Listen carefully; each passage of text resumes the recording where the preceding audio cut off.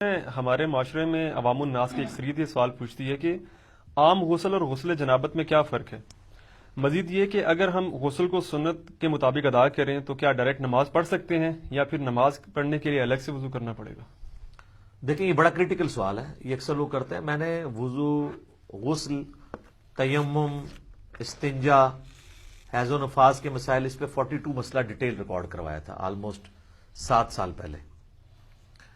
اس میں نے بتایا تھا سورۃ المائدہ میں سٹارٹ کے اندر ہی وضو کا طریقہ آیا ہے کہ چہرے کو دھویا جائے، اس کے بعد دونوں ہاتھ کونیوں تک، پھر سر کا مسا اور پاؤں کو دھویا جائے. بل یہ پاؤں کے مسے والا اختلاف بھی ہے اپنی جگہ.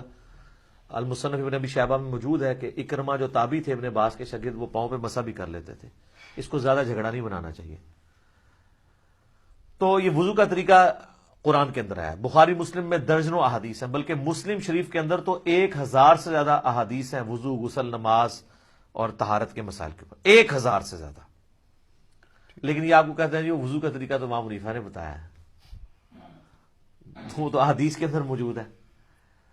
تو آپ بخاری مسلم دونوں میں حدیث موجود ہے کہ نبی الاسلام غسل کیسے کرتے تھے. امہات المومنین نے روایت کی ہے کہ نبی الاسلام جب بھی غسل جنابت کرتے تھے تو آپ علیہ السلام غسل کرنے سے پہلے استنجا کیا کرتے تھے.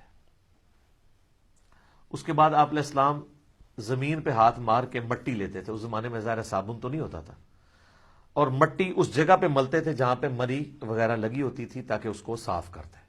ظاہر وہ سمپل پانی سے تو صاف نہیں ہوگی.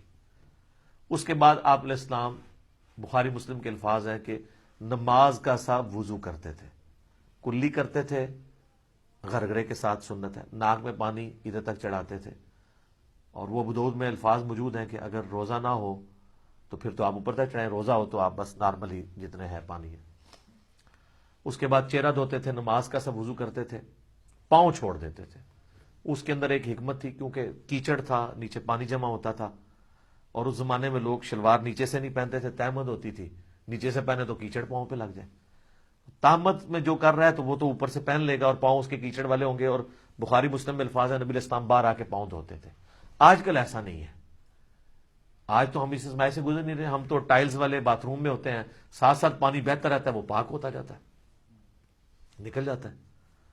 ورنہ تو ہماری مصیبت ہو جائے ہم پہلے تولیہ باندھ کے باہر نکلیں اور پاؤں دھوئیں اور اس میں وہ چینٹیں بھی نہ پڑیں پھر شلوار پہنے. اب تو یہ ضرورت ہی نہیں اندر ہی، تو آپ پورا وضو بھی کر سکتے ہیں.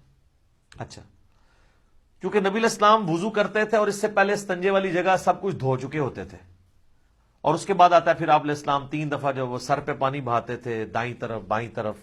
ذرا وہ غسل ہوتا تھا ایک برتن اور بالٹی کے ذریعے، تو وہ اسی طریقے سے ہی ہوگا. آج کل تو شاور ہے، مسئلہ ہی کوئی نہیں ہے. تو اس کے بعد آپ پاؤں باہر نکل کے دھوتے تھے، اور اسی وضو کے ساتھ غسل کے ساتھ وضو بھی شمار ہو جاتا تھا. لیکن یہ اس صورت میں ہے جب غسل کے دوران آپ کے ساتھ کوئی ایسا معاملہ نہ ہو جو وضو کو توڑ دیتا ہے. اگر اسی دوران کسی کی ہوا خارج ہو جاتی ہے یا پیشاب کا قطرہ نکل جاتا ہے تو پھر وہ غسل کر کے نکلے اور کہ جی میرا وضو ہو گیا، تو اپنے آپ کو ہی دھوکہ دے رہا ہے. کیسے ہو گیا؟ اس کو تو پھر اینڈ پہ دوبارہ سے وضو کرنا ہوگا. یا اسی دوران اگر شرمگاہ کو ہاتھ لگ جاتا ہے، اگرچہ اختلافی مسئلہ ہے لیکن کبھی دلائل اسی طرف ہے کہ نیکڈ اگر شرمگاہ کو ہاتھ لگ جائے، یعنی ڈائریکٹ پردے میں حائل ہو کے لگے وہ تو کوئی مسئلہ نہیں، ڈائریکٹ لگ جائے تو اس کا وضو ٹوٹ جاتا ہے. تو اس میں بہتر یہی ہے کہ احتیاط اسی میں ہے کہ آپ اینڈ پہ دوبارہ وضو کر کے ہی باہر نکلیں، کیونکہ بعض اوقات ہاتھ لگ ہی جاتا ہے اور اتنا دھیان بھی نہیں رہتا اس طرح کے معاملات میں. لیکن اگر یہ سارا معاملہ ہے تو کوئی مسئلہ نہیں ہے، پھر تو آپ کا وضو اور غسل اکٹھے ہی ہوگا، آپ کو دوبارہ وضو کرنے کی ضرورت نہیں ہے. مثلا آپ کو تالاب میں کوئی پھینک دے، دھکا بھی دے دے اور غوطہ بھی آ جائے تو ساتھ ہی سارا غسل اترے. سب سے آسان جو غسل ہے نا تالاب میں، 1 منٹ بھی نہیں چاہیے تالاب کا غسل کرنے کے لیے. آپ کو سیکنڈز میں غسل ہوتا ہے، کوئی پورا جسم دھل جاتا ہے. ٹھیک ہے. اچھا، اگلے زمانوں میں لوگ کپڑوں سمیت غسل کیا کرتے تھے، یعنی ایک لنگوٹا باندھ کے، پورا نہیں، جب کبھی اوپن جگہ پہ نہانا ہوتا تھا. آج کل بھی ایسے ہی ہوتا ہے.